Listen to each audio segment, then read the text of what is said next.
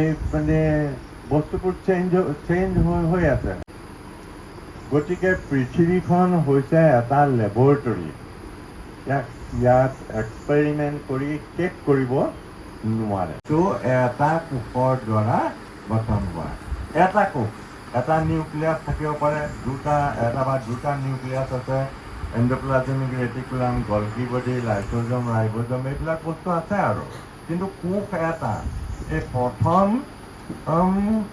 সৃষ্টি হোৱা উদ্ভিদবিলাক এককোষী। আৰু ক'ত সৃষ্টি হৈছিলে? সাগৰত। তাৰপিছতে এককোষী এককোষী উদ্ভিদবিলাকৰ পৰা লাহে লাহে লাহে লাহে বহুকোষী উদ্ভিদৰ সৃষ্টি হ'ল। আৰু পানীৰ পৰা লাহেকৈ মাটিলে সিহঁতৰ প্ৰৱৰ্তন হ'ল। পানীৰ পৰা সৃষ্টি হ'ল। পোনপ্ৰথম কোনোবাই যদি সোধে যে প্লেণ্টছৰ আগতে সৃষ্টি হৈছেনে এনিমেলছৰ আগতে সৃষ্টি হৈছে, তোমালোকে বুকু ডাঠি কৈ দিয়া যে প্লেণ্টছৰ সৃষ্টি প্ৰথমে হৈছে। ক'ত হৈছে? সাগৰত। আৰু তাৰপিছত এই প্লেণ্টছবিলাক লাহে লাহে লাহে লাহে এককোষীৰ পৰা বহুকোষীলৈ গ'ল। বহুকোষী হোৱাৰ পাছতে লাহেকৈ তাহাঁতে পাৰলৈ, তাৰমানে এই স্থললৈ উঠিলে, মাইগ্ৰেট কৰিলে, প্ৰব্ৰজন কৰিলে। আৰু সেই প্ৰব্ৰজন কৰি এই সৰু সৰু কিছুমান উদ্ভিদৰ সৃষ্টি হ'ল। তাৰ ভিতৰতে আকৌ কিছুমানৰ ফুল ফুলে, কিছুমানৰ ফুল নুফুলে, এনেকুৱা বিভিন্ন ধৰণৰ উদ্ভিদৰ সৃষ্টি হৈ গ'ল।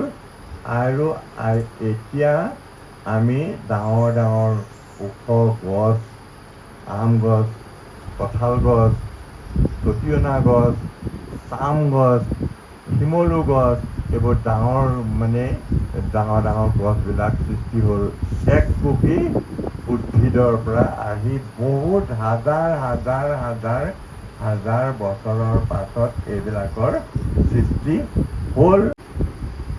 এবাৰেই পৰিৱৰ্তন হ'ল। এতিয়া আজি সেইটো পৰিৱৰ্তন নাই হোৱা। সেই সময়ত 250 নিযুত বছৰৰ আগতে কিবা পৰিৱৰ্তন হৈ গ'ল। পৰিৱৰ্তন হোৱাৰ কাৰণে, পৰিৱৰ্তননো কি? টেম্পাৰেচাৰটো বেলেগ হৈ গ'ল, চইলটো মাটিখিনি বেলেগ হৈ গ'ল,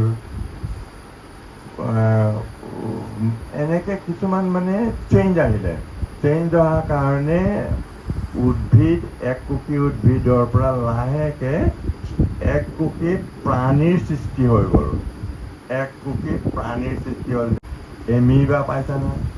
এমিবা, পেৰেমেচিয়াম, ইউগ্লিনা, এইবিলাক হৈছে এনিমেল, এককোষী এনিমেল। ক্লেমাইডোমোনাছ এককোষী উদ্ভিদ।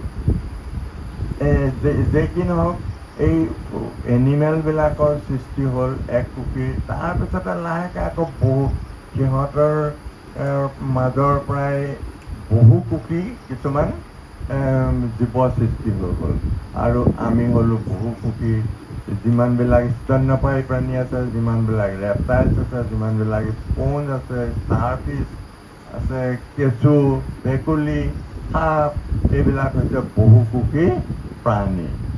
সেই এককোষী প্ৰাণী উদ্ভিদৰ পৰা এককোষী প্ৰাণীৰ সৃষ্টি হ'ল।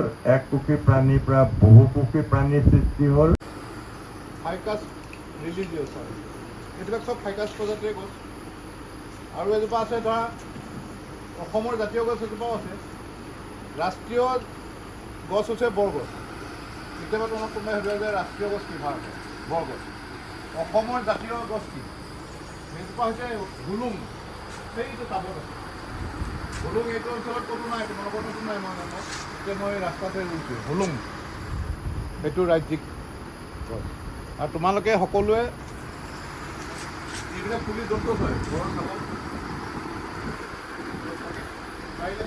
তাৰ প্ৰৱৰ্তনৰ মূলবী তাৰমানে সেই কাছবিলাক তেনেকুৱা বিলুপ্ত হৈ গৈছে। আমি কাছবিলাক সংৰক্ষণ কৰিব লাগে। আৰু খুব ধুনীয়া ধুনীয়া কাছ আছে। আছাম ৰোড কাৰ্টুন বুলি কয়, আছাম প্লেন কাৰ্টুন বুলি কয়। মই বিধায়ক মহোদয় এটা দিছিলোঁ, ইয়াত দিয়াইছে।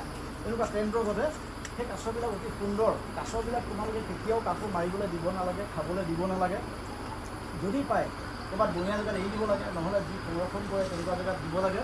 আৰু কাছয়ে কেতিয়াও মানে তোমাৰ বেমাৰ আজাৰত উপকাৰ নকৰে। কাছৰ মাংস যদি কোনোবাই খায় এবাৰ হ'লেও তাৰমানে এলাৰ্জি হ'বই জীৱনত, সেইকাৰণে কাছৰ মাংস আমি খাব নালাগে মানে। আৰু কাছক আমি উপাসনা কৰোঁ। আৰু কাছৰ দেখিবলৈ অতি সুন্দৰ। এতিয়া আমি ৰাস্তাই ঘাটে কাছৰ ভিৰ কিন্তু কিমান ভাল লাগিব, খুব ভাল লাগিব। তোমালোকৰ গোটেই ঘনচিকা জাক জাক যেতিয়া থাকিব, প্ৰথম তোমালোকে জোতাৰ বাকচ বা চেণ্ডেলৰ বাকচ পাবা, ঘৰতে তোমালোকে এটা প্ৰেক্টিকেল কৰি চাবা। এনেকৈ এডাল দি পেলাই এইটো বান্ধি এনেকুৱা হেৰিডাল দি দিবা আৰু অলপ ওচৰত চাউল ছটিয়াই দিবা। 2-4 দিন নাহে বা এমাহ নাহে, তাৰপিছত লাহে লাহে ঘনচিকা আহিব। আৰু বিশেষকৈ ফেব্ৰুৱাৰী মাৰ্চৰ পৰা ধৰি পেলাই এতিয়া ছেপ্টেম্বৰ সময় আছে, 4মান সিহঁতি পোৱালি দিব। গতিকে ঘনচিকা যিহেতু নাইকিয়া হৈ গৈছে পৃথিৱীৰ পৰা, 20 জুনত ঘনচিকা বিশ্ব ঘনচিকা দিৱস পালন কৰে। তেনেকৈ কাছৰ 23 মে'ত বিশ্ব কাছ দিৱস পালন কৰে।